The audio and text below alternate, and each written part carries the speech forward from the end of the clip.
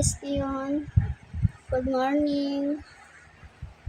And good afternoon sa inyo. I-vlog ako ngayon mga kasyo. Kasi nauulan kanina kaya kumain ako ng chichirya.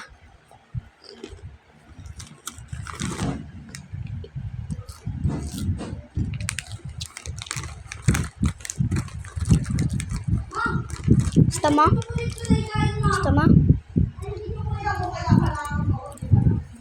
Kunain na niya.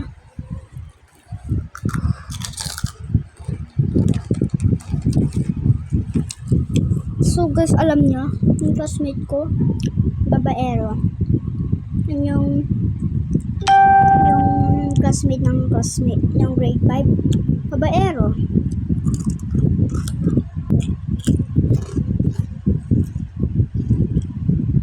Bye-bye.